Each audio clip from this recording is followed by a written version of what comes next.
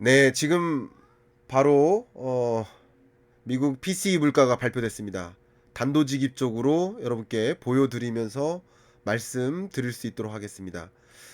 보시는 것처럼 PC 물가 기준으로 말이죠. PC 헤드라인 물가 같은 경우는 전망 기대치가 4.6%였거든요. PC 물가 PC가 기대치가 4.6이었는데 3.8로 떨어졌습니다. 역시 근원 PC 같은 경우 기대치가 4.7%였는데 4.6%로 떨어졌습니다. 뭐 많이 떨어진 건 아니에요. 자, 이 숫자의 의미를 좀 말씀드리겠습니다. 헤드라인 물가는 굉장히 많이 떨어졌다. 헤드라인 물가는 7.0에서 3.8%로 쭉 떨어지고 있다. 헤드라인 물가가 쭉 떨어지고 있는 현상을 뭐라고 한다? 디스인플레이션. 그죠? 디스인플레이션 시대입니다. 3.8%. 3%대의 물가를 본 것도 상당한 의미가 있다라고 생각을 하고요. 그리고 기대치가 한 4%대 중반 이상이었는데 그것보다도 떨어졌으니까 상당히 많이 떨어진 것이다. 저는 이렇게 생각을 합니다. 그리고 중요한 거는 근원 물가인데요.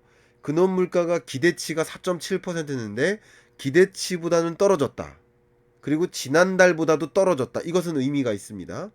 다만 근원 물가를 가지고 해석할 때 근래 들어 근원 물가를 보세요. 4.6, 4.7, 4.6, 4.7 맞죠? 4.6, 4.7, 4.6, 4.7, 또 4.6. 근원 물가는 그 흐름 자체가 안 떨어지고 계속 있네요. 그러니까 근원 물가는 안 떨어지고 있는 거예요. 그죠?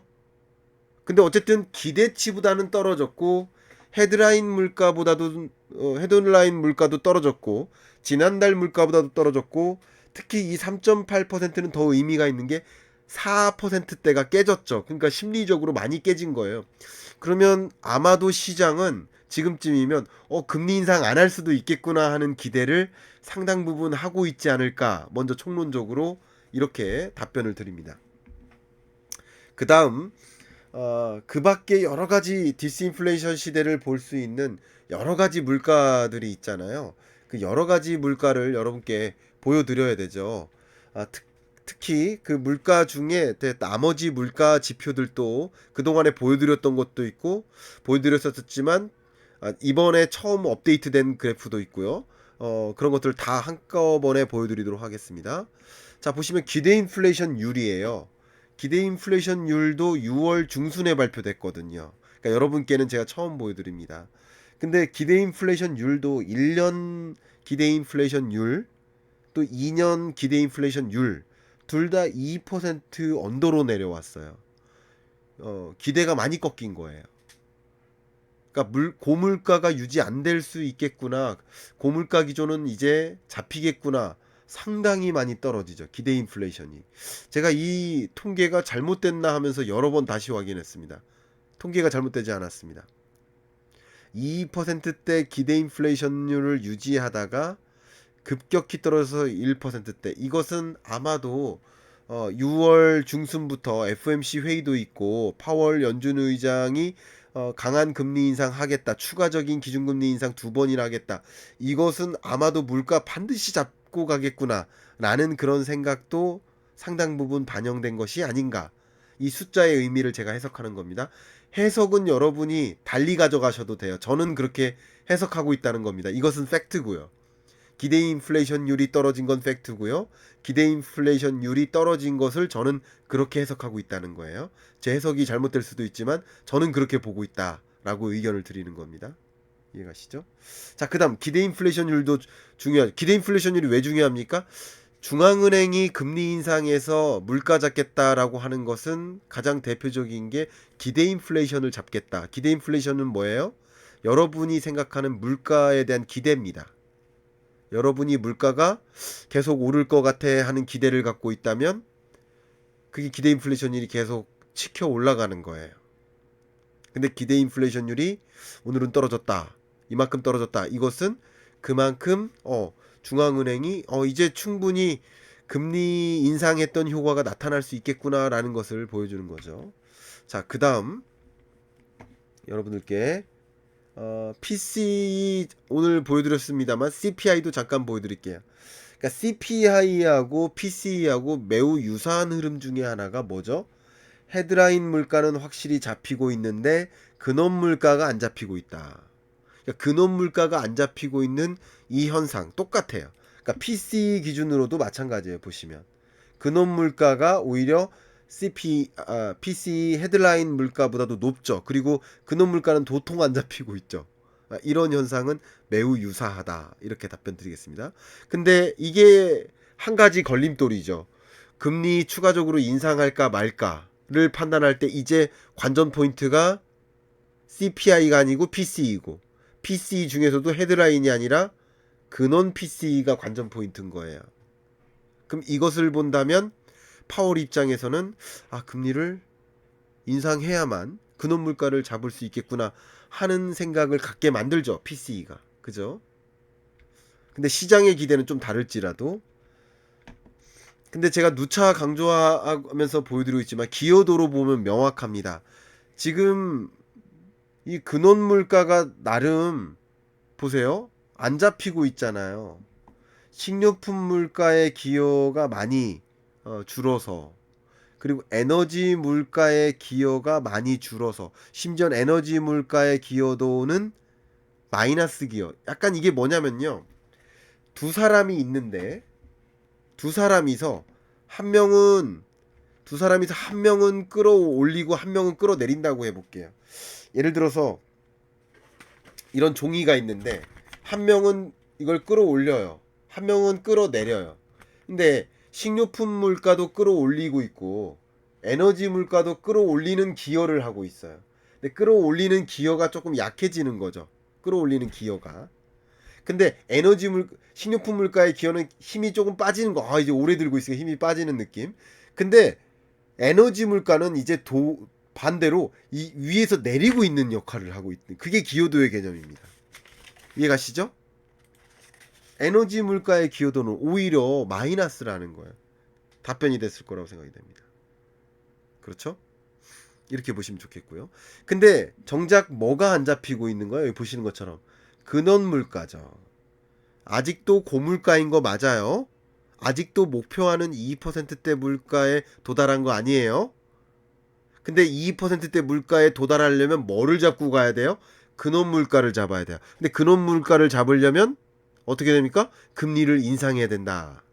금리를 인상하면 기본적으로 기업들이 더 투자 심리가 냉각되죠. 신규 투자를 못하죠. 그럼 일자리 공급이 줄죠. 이거 제가 한번 설명드릴까요? 자료를 통해 설명드릴까요? 잠깐 이 자료를 제시해드리면서 설명드리겠습니다. 제가 오늘 오프라인에서 저 만나신 분들은 이 강의 교환을 보셨겠지만 기본적인 이해입니다. 아주 기초적인 이해. 제 책 경제 입문서 보신 분은 이 그림을 이미 보셨을 거라고 생각이 됩니다. 이게 경제가 어떻게 순환하는지를 가장 명확히 보여주는 그림이에요. 자, 그림 보여드리겠습니다. 자, 금리를 떨어뜨리면 기업들이 적극적으로 투자하죠. 금리 싸니까 돈 빌려서 신규 사업 해보자. 투자가 들면 일자리가 더 느는 거 신사업 해보겠다. 그러면 당연히 일자리가 늘면 많은 사람들이 취업하니까 소득이 늘겠죠. 소득이 늘면 뭐 하고 싶어져요? 소비하고 싶어지죠. 백도 사고 싶어요. 자동차도 사고 싶어요. 뭐 이것저것 사고 싶어요. 이것저것 사고 싶으면 기업들이 소비가 늘어나네? 더 투자해야 되겠다. 이게 뭐죠? 경제의 선순환 구조. 금리를 떨어뜨림으로써 경제의 선순환 구조를 만들어요. 반대로 금리를 올리면 반대로 돌죠. 그럼 결과적으로 금리를 올리면 기업들의 투자가 줄죠. 일자리 공급이 줄죠. 소득이 줄죠. 소비 수준이 위축돼요. 그러니까 이게 뭡니까? 수요와 공급에 의해서 가격이 결정된다. 제가 누차 말씀드리잖아요. 수요와 공급에 의해서 가격이 결정되는데 수요가 많아요. 그러니까 가격이 오르는 거예요. 근데 수요를 그만큼 떨어뜨리면 가격은 잡히는 거예요. 지금 이거잖아요. 이거예요. 그러니까 이게 뭐죠? 이렇게 떨어뜨리는 거, 수요를 떨어뜨리는 과정이 뭐죠? 그게 경기 침체죠. 그러니까 자연스럽게 경기 침체에 놓이는 거다. 이렇게 이해되실 거라고 생각이 됩니다. 지금 답변 드렸던 것처럼 그게 결과적으로 지금 이 물가를 보면서 특히나 이 여러 가지 물가가 있지만 그 물가 중에서도 근원 물가가 안 잡히고 있는 현상, 그죠? 근원 물가가 안 잡히고 있는 이런 현상 속에서는 당연히 뭐 하려 해요?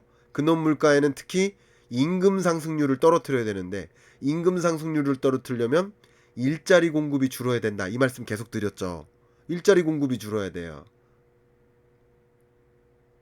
일자리 공급이 줄면 어떻게 임금 상승률이 둔화될까요? 제가 이렇게 말씀드렸죠. 일을 하고 싶은 잠재적인 인력들이 취업 취준생들이 10명이라고 해볼게요. 근데 시중에 등장한 일자리가 100개예요. 그럼 100개 중에 어떤 일자리를 먼저 가져가죠?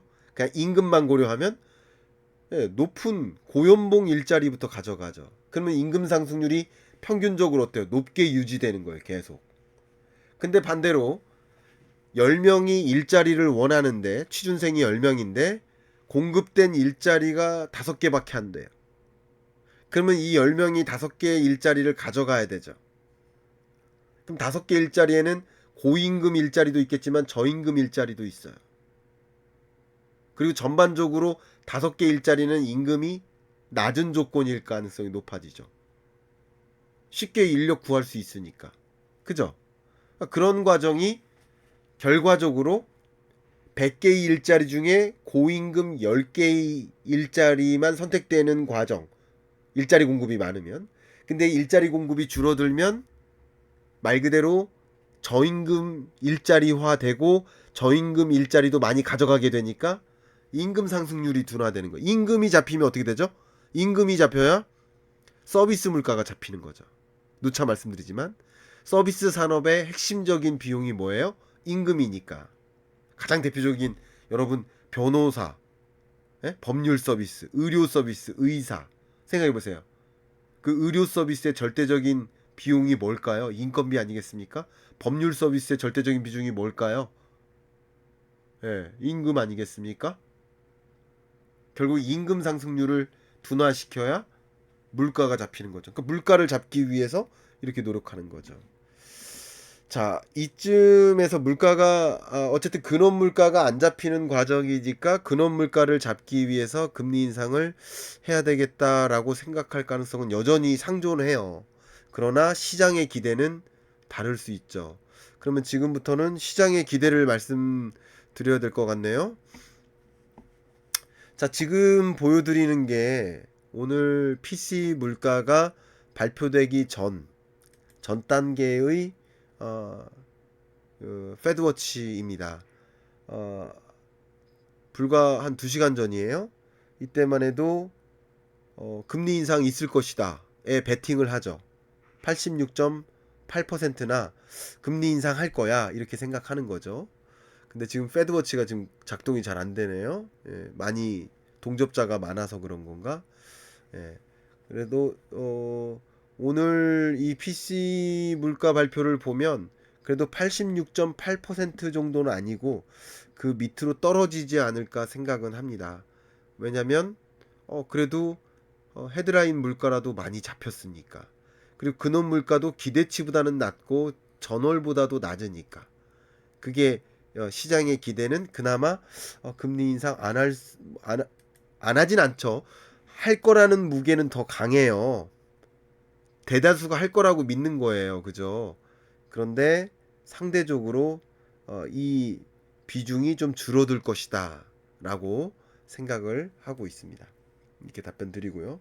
그러면 이쯤에서 많은 분들의 그 질문이 그러면 금리 인상 연준의 금리 인상 방향 어떻게 될 것인가 이 부분에 대해서 말씀을 드리려 하는데 연준의 방향성을 알 수 있는 것이 지난 FOMC 회의 때 회의 결과 회의 후에 기자회견 때 그리고 청문회 때 이야기했던 것들을 종합해 보면 거의 이야기가 답변이 될 수 있을 것 같은데, 정리된 이야기를 먼저 해드리겠습니다.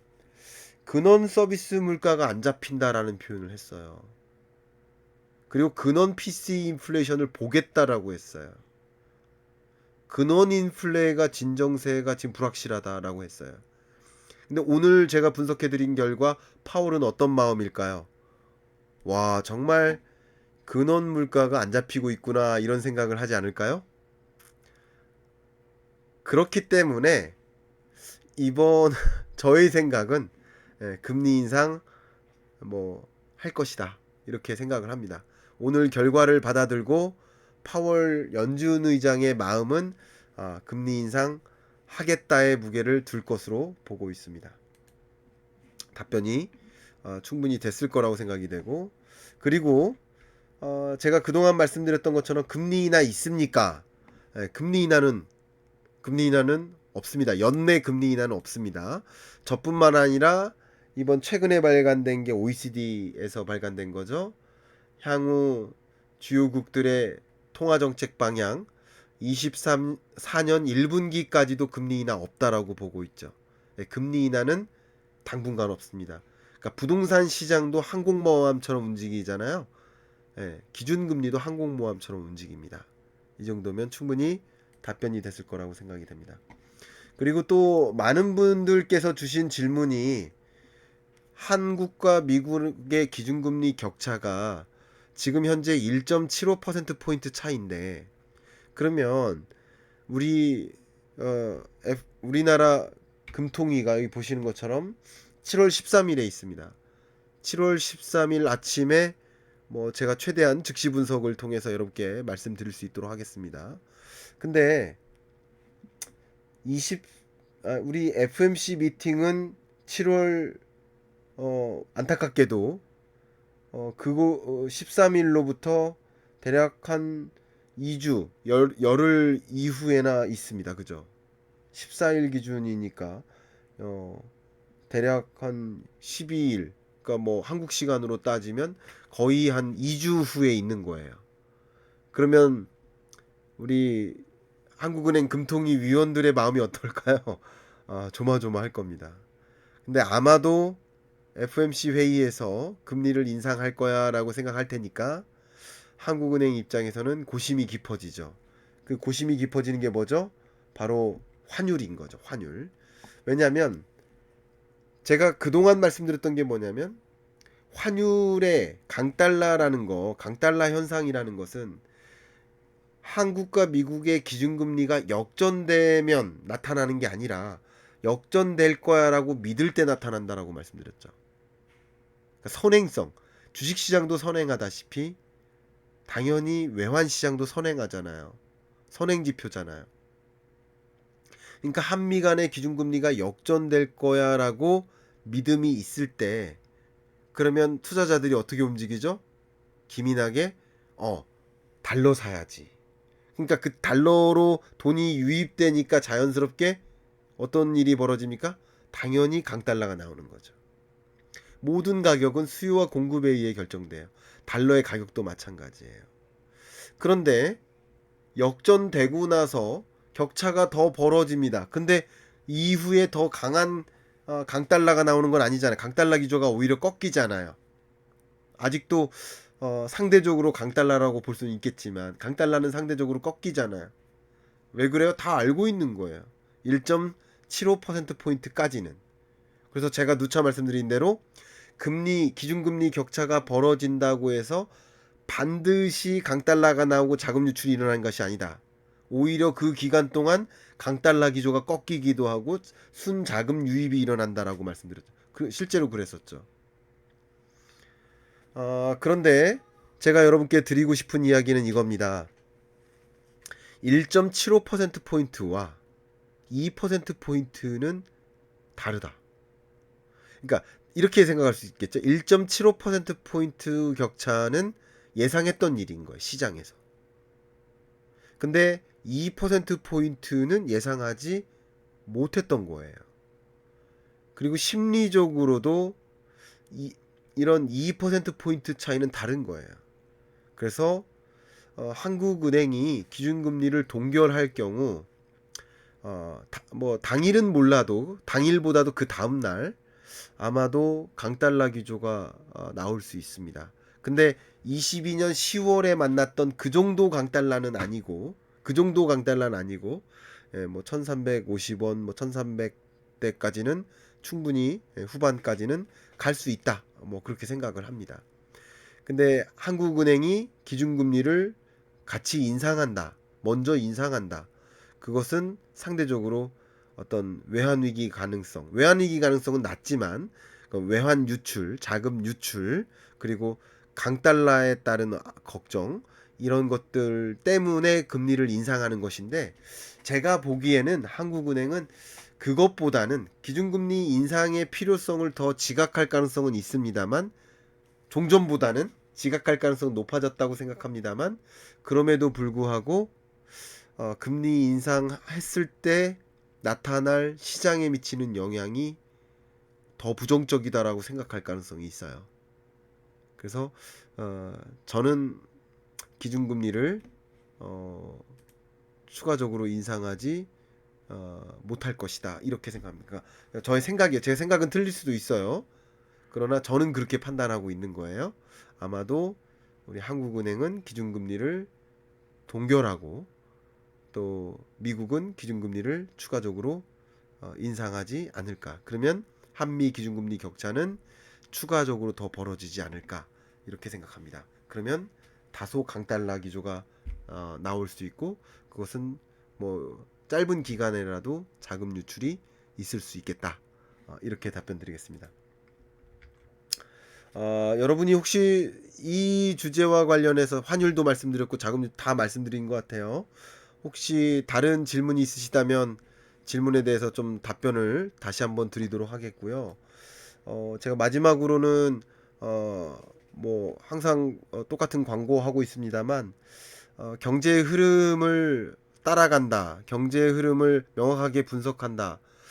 가장 쉬운 경제 공부가 뭐가 있을까라는 것에 대해서 고민이 있으신 분은 저와 함께 경제 흐름 따라하기 공부를 하시는 것도 좋겠다. 제가 고정 댓글로 남겨드리겠습니다. 참조하셔서 필요하신 분은 다른 수업 말고 제 수업 들으시면 더 유익할 수 있을 거라고 의견을 드립니다. 그리고 책을 좀 보고 싶다. 가장 쉬운 경제 입문서가 뭐냐라고 또 물어보신다면 제가 낸 경제 읽어주는 남자의 15분 경제 특강 이 책을 보시면 정말 쉽게 쓰여져 있습니다. 정말 쉽게 쓰여져 있습니다. 보통 이제 중학생 아이를 둔 어머니께서 같이 읽으신다라고 하시더라고요. 예, 그렇게 도움이 됐으면 좋겠습니다. 제 이야기가 여러분의 건전한 경기 판단, 경제 해석, 또 여러분의 건전한 의사결정에 좀 도움이 됐으면 하는 마음, 그런 마음으로 의견을 드립니다. 자, 이렇게 마무리를 하겠고요. 제가 다시 한번 말씀드리지만 이 즉시 분석 라이브로 진행하는 것은 매월 PCE 그리고 CPI 미국 물가 발표되는 날 가급적이면 여러분들께 라이브로 찾아뵙도록 하겠습니다. 그때 또 라이브 기대해 주시고요. 또 다른 영상 즉시 분석도 기대 많이 해 주시고요. 또 다음 주 월요일이죠. 부동산 관련해서 오후 4시부터 100분 토론이 있습니다. 100분 토론 기대해 주세요. 라이브입니다. 라이브 100분 토론 기대해 주세요. 100분 토론에 나는 꼭 참여하고 싶다. 그러면 그 100분 토론 미리 보기 영상이 이미 업로드 됐으니까 거기에 나는 꼭 거기 참석하고 싶다. 근데 참석 장소가 마포구 홍대 근처예요. 거기 꼭 참석하고 싶은 분은 뭐 댓글로 남겨주셔도 도움이 될 것 같습니다. 그러면 최대한 여러분을 선정해드려서 네, 직접 뵐 수 있도록 하겠습니다. 책 갖고 계신 분은 갖고 와주세요. 사인 꼭 해드리겠습니다. 자, 여기서 인사 드릴 수 있도록 하겠습니다.